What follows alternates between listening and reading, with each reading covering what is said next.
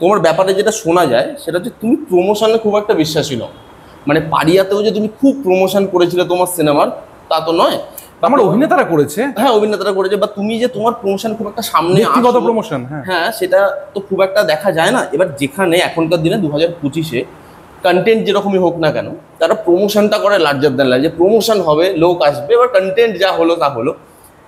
মানে এইটা কেন, মানে তুমি প্রমোশনের থেকে একটু না, আমি সিনেমার কিন্তু প্রমোশন পুরো দমে, কারণ ধরো ভটভটি হোক কিংবা পারিয়া, যে দুটো ছবি আমার রিলিজ করেছে, আর ইউনিকর্ন ওটিটিতে রিলিজ করেছে, সেই সিনেমার প্রমোশন কিন্তু পুরো দমে হয়। ধরো পারিয়ার সে 130 ফিটের কাটাউটি হোক, পারিয়ার কুকুরদের রাস্তায় খাওয়ানোর বিভিন্ন মানুষদের ভিডিও হোক, সেগুলো সবটাই কিন্তু আমার পরিকল্পনা করা। আমি আমার প্রমোশনে আমি খুব বেশি সামনে আসি না কিংবা ফোরফ্রন্টে না আসার কারণ, সিনেমা হলে লোকে আমার স্টারেদের দেখতে যাবে, আমার অভিনেতাদের দেখতে যাবে, কেমন যে যাদের দেখতে আমাকে হলে দেখতে পাবে না, আমার সিনেমাটা দেখবে, আমার বানানো সিনেমাটা, আমার ক্রাফটটা দেখবে, কেমন একদম। তো যাদেরকে দেখতে যাবে তাদেরকে লোকে বেশি দেখা উচিত। যেমন আমি যদি অভিনেতা হতাম ওই সিনেমায়, তাহলে ডেফিনেটলি আমি সামনে এসে প্রচুর চিৎকার চেঁচামেচি হই হল্লা করতাম, যে এই আমার সিনেমা দেখুন, এই আমার সিনেমা দারুণ, এসব করতাম। কিন্তু আমি তো সিনেমাটা বানিয়েছি, তা আমি ওই হুই হল্লাটার বোধহয় প্রয়োজন দেখি না। একটা কথা মাথায় রাখবে, মাউথ পাবলিসিটির থেকে বড় পাবলিসিটি নেই। এই প্রথম শুক্র শনি রবি এই 3 দিন হল থেকে বেরিয়ে তোমরা যা বলবে এবং সাধারণ মানুষ যা বলবে, তার উপরেই কিন্তু পরের লোকজন যে যাবে কি যাবে না সেটা ডিসাইড হয়ে যাবে। সেটা কোনো প্রমোশন দিতে পারে না। আমি পারিয়ার ক্ষেত্রে বলতে পারি, প্রথম শুক্রবারে পারিয়া রিলিজ করে যখন, পারিয়া নিয়ে সবাই কথা বলছিল, কিন্তু মাত্র 7টা হাউসফুল ছিল। শনিবারে সেটা 11টায় যায়, 11টা হাউসফুল হয়। এটা কিন্তু মাউথ পাবলিসিটিতে ঘটছে, কারণ পাবলিসিটি আমাদের শেষ হয়ে গেছে, ছবি রিলিজ করে গেছে।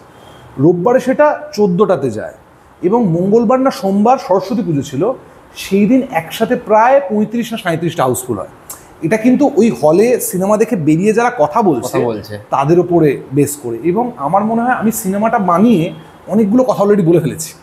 তো আমি যে কারণে এখন ইন্টারভিউ দেওয়ার সংখ্যাও কমিয়ে দিয়েছি। আমি মূলত চেষ্টা করি যাদেরকে ইন্টারভিউ না দিলেই নয়, এবং ধরো যারা সিনেমা প্রেমী, ধরো তুমি সিনেমা ভালোবাসো, আমার কিন্তু ইন্টারভিউ দেওয়ার কারণ ওটাই।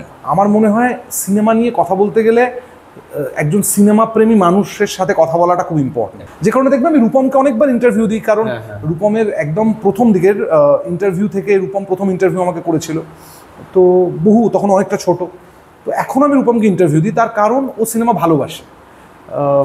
এমন অনেকে আছে যারা সিনেমা ভালোবাসে, সুদীপ আছে, অনেকে আছে যাদেরকে আমি বহুদিন ধরে চিনি এবং যারা সিনেমা ভালোবেসে সিনেমার সাথে যুক্ত আর কি। মানে আমি বিশ্বাস রাখি যে আমি খারাপ সিনেমা বানালে তারাও সগর্বে বলবে খারাপ সিনেমা বানিয়েছে আর কি।